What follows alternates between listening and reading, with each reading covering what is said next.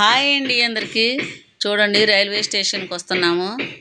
మా పెద్దబ్బాయి అటు నుంచి వస్తానన్నాడు కదా, అందుకని లగేజ్ తీసుకొని ఈయన ఒక్కరే వెళ్ళేవాళ్ళు.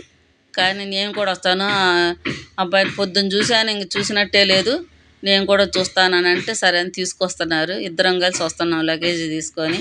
చూడండి, రైల్వే స్టేషన్ కొత్తగా కట్టారండి, చాలా చాలా బాగుంది. అదిగోండి, టికెట్స్ అక్కడే తీసుకుంటారు.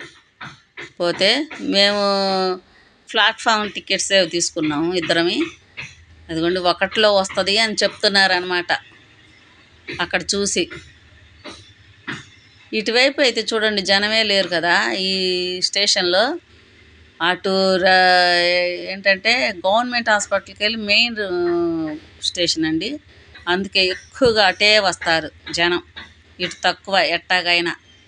కానీ ఇటువైపు వాళ్ళకి అటు చుట్టూ ఏంటంటే బ్రిడ్జి దిగి అటు చుట్టూ తిరిగి రావాలి. మేమైతే మాకైతే చాలా కన్వీనియంట్గా ఉంది. ఇప్పుడైతే ఎంతో ఆటోకి 20 రూపాయలే. డైరెక్ట్గా మాట్లాడుకుంటే 80 తీసుకున్నారులేండి. మామూలుగా సర్వీస్ అయితే 20.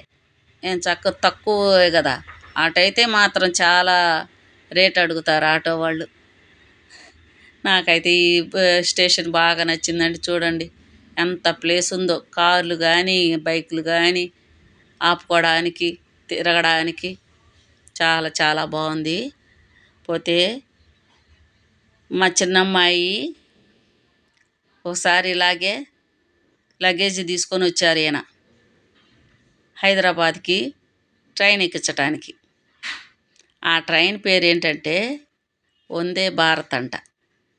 అయితే నేనేది నిన్న షార్ట్లో ఏం చెప్పానంటే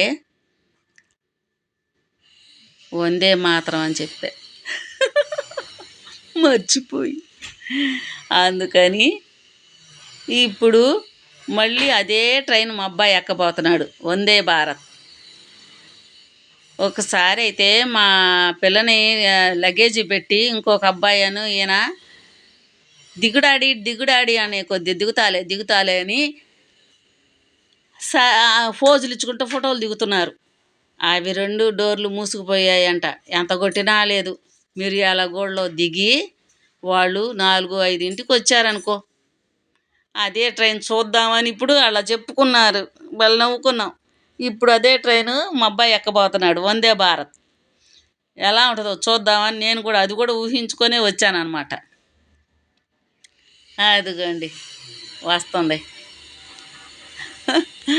ఇదే ఫస్ట్ టైం నేను చూడటం.